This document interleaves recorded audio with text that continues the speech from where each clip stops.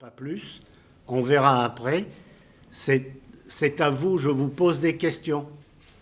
Et la meilleure façon de poser des questions, c'est une photo ou une image. Et à chacun va se l'interpréter. Parce que si moi je vois une image et je vous dis c'est ça que je vois, vous risquez de ne pas être d'accord. Et surtout quand on travaille au niveau international. Là, c'est des représentations, c'est une cartographie. Il y a des mots, ce sont les miens, qui reprennent des mots qui ont un sens avec ce qui est écrit en rouge en haut. Et c'est ce qui s'appelle la mise en dialogique, avec des effets récursifs. Et à partir de ces mots-là, on peut travailler. Alors, est-ce qu'on est d'accord, est-ce qu'on n'est pas d'accord avec ces mots? Ça, c'est autre chose. Je parle dans le groupe. Et donc ça c'est de la réflexion. Ça pose des questions, ça interpelle. C'est tout un mécanisme.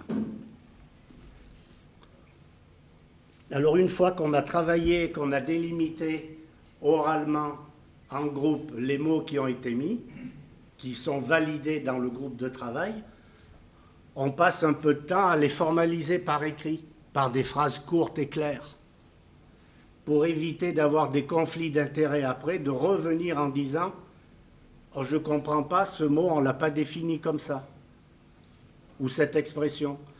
Par contre, si au fur et à mesure de l'avancement du travail, on se rend compte qu'il y a un mot, parce que les mots, vous allez les retrouver dans tout le déroulement sous différentes façons, dans différentes vues. Et en travaillant, vous allez peut-être évoluer dans l'harmonie et la signification des mots. Donc, il faudra reprendre la définition du mot. Et en plus, là, on parle, on réfléchit. Là, j'ai mis une cartographie où au cœur, il y a un élément qui nous intéresse, c'est pour ça qu'on est là aujourd'hui, c'est la Camargue. Et on est dans un congrès, on est dans un concept. Ici, ce que j'ai mis là, c'est ce qui est représenté ici. Alors maintenant, on en fait quoi de tout ça? Donc c'est pareil, on le redéfinit. Donc en faisant ça, en termes techniques, on appelle ça des TDR, des termes de référence, ou un masque. Donc on le définit. Ce sera une base qui pourra évoluer au fur et à mesure de l'avancement du travail dans la délimitation du groupe qui se fera dans son domaine.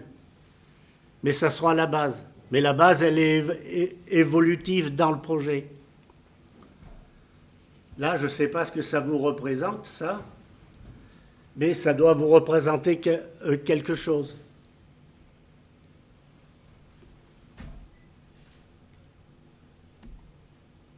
Moi, j'ai mis un mot au milieu, au centre. Est-ce que c'est ça? Est-ce que c'est un huluberlu? Peu importe. Mais on est dans un domaine professionnel. En général, c'est un porteur de projet. Il sait ce qu'il fait. Les industriels aujourd'hui, au niveau international, ils ont les connaissances globales majoritairement. Ils savent faire. Et quand ils ne savent pas faire, ils vont chercher ailleurs. Donc là, j'ai mis des mots synthétiques. Et on peut travailler après par fractalisation.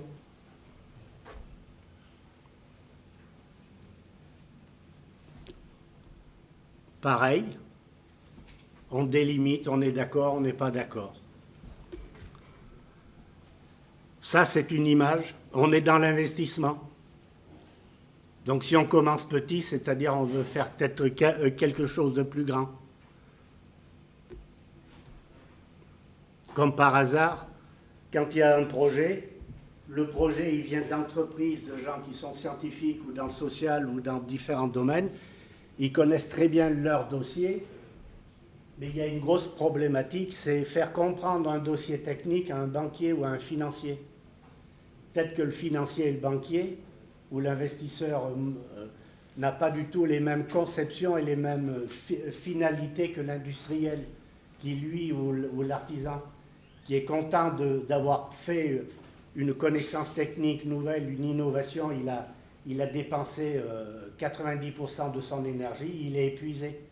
Il cherche du fric, en termes clairs. Donc il n'en peut plus. Et il n'a pas l'idée de se dissocier de ça, il pense à rentabiliser son entreprise et il veut du fric. Mais le financier, lui, il dit, oh là, il est beau ton bébé, mais qu'est-ce qu'il va devenir dans 6 mois, dans 1 an? Et comment je fais pour vérifier ou anticiper l'évolution de ton entreprise? Ton capital, il vaudra combien? Il sera réévalué combien? L'actif immatériel, est-ce qu'il sera réévalué? Quelle est la valeur? Donc c'est tout ça qu'il faut voir. Pareil, on délimite, on donne des délimitations, je parle bien de mots de délimitation et non de définition. Parce que tous les corps de métier ont leurs mots, ont leur syntaxe. Ça, c'est une autre vue. En général, on pense et ça fuse dans tous les sens.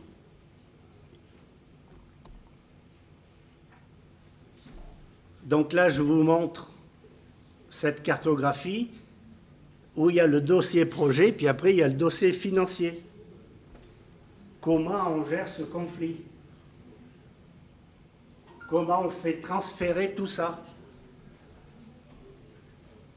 Donc ça s'appelle la praxis. C'est un exercice mental qu'il faut tirer les lignes de force immatérielles du projet et le transformer en lignes immatérielles que le financier va voir. C'est-à-dire qu'aujourd'hui, on est en mutation mondiale. Jusqu'à maintenant, on faisait comme ça pour telle technologie ou produire tel produit. Eh bien aujourd'hui, on va faire les mêmes... On cherche à faire pour la même utilisation un produit qui est différent, qui consomme différemment. Donc on change de conceptualisation. Et ça, c'est un travail intellectuel. Donc ça s'appelle la praxis. C'est-à-dire qu'on va trouver un nouveau concept. Tout simplement. Alors ça demande un peu de travail d'exercice intellectuel et surtout de volonté d'accepter une autre idée et de sortir, et en même temps, je vais peut-être être dur, mais avoir une réflexion centrifuge et non centripète.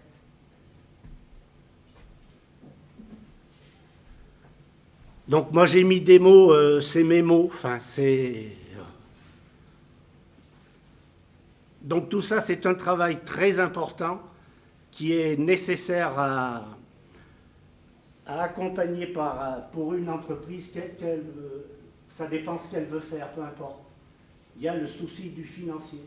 Et le financier, vous pouvez lui donner... Normalement, il sait ce qu'il veut. Le problème, comme disait ce matin, je sais pas, les tableaux Excel pour voir si ça rentre dans les cases par rapport aux résultats comptables de l'entreprise, si c'est bon, pas bon, c'est fini ça, aujourd'hui. Donc il faut se projeter différemment.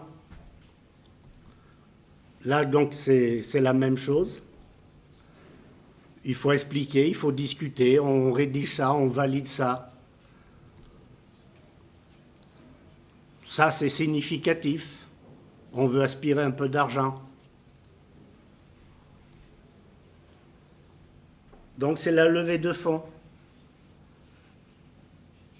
Là, c'est représenté par rapport à une map monde. voyez qu'il y a des cercles et des plans. Ça s'appelle une approche sphérique. On est dans la Terre. Il y a au moins 3 axes.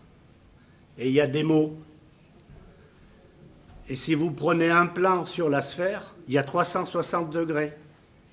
Si vous faites un plan à chaque degré, ça en fait 360.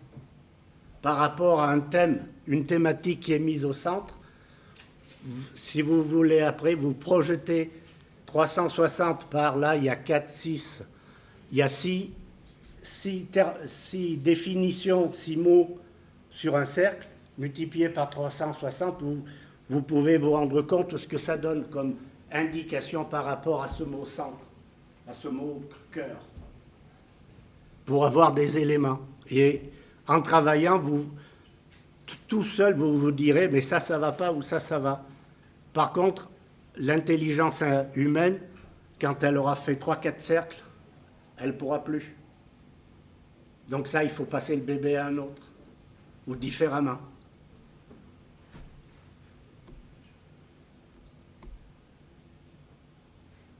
Voilà une autre représentation.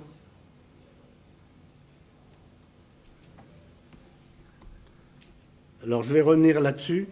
Cette représentation, je l'ai faite par rapport à l'analogie. Puisque quand on change de concept dans la praxis, on va faire quelque chose de la même façon, mais différemment scientifiquement. On va retrouver les mêmes lignes fonctionnelles pour l'objectif. C'est l'analogie. Et en même temps, il faut que cette analogie soit harmonique. Et on la retrouve là. Et le rapport harmonique, il a été inventé par un monsieur qui s'appelle Pythagore, avec 3 composantes. Donc, moi j'ai transposé ces 3 composantes par 3, le porteur de projet, la levée de fonds et le financier et le banquier. Donc si vous arrivez à accorder tout ça, les 3 traits, ce n'est pas égal, c'est une équivalence. Ça, c'est le rapport harmonique, analogique. Et voilà, ça demande un peu de travail. Donc à partir de là, on peut régler toutes les problématiques à traiter, les conflits de quelque nature que ce soit. Le tout est d'avoir les gens compétents de connaissances techniques et de capacités particulières là où il faut, quand il faut. Ça, c'est juste de l'architecture d'un dossier. Et ce n'est pas une seule personne aujourd'hui qui peut le faire.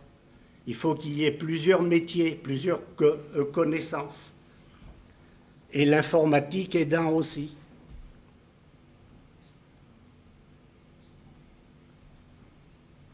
Donc là, ça fait 3 mapmondes. Si on reprend l'histoire des 360 degrés sur 3 mapmondes différentes, ça fait pas mal d'indicateurs pour avoir un choix. Et l'intelligence, c'est la capacité de faire des choix en conscience et d'en assumer les conséquences en général. Donc tout ça, c'est un travail de collectif qu'il faut pouvoir faire et mettre en place. Donc là, c'est pareil, on reprend chacune des mapmondes et on délimite les 3. Et là, j'ai voulu représenter l'humanité quand même. On ne travaille pas pour rien. À un moment donné, dans une des diapos, j'ai marqué ODD. Je pense que tout le monde sait ce que c'est. Ça fait partie d'un référentiel particulier. Donc voilà, moi, c'est ce que j'accompagne, comment je travaille et comment je vois la chose en l'occurrence de moi-même.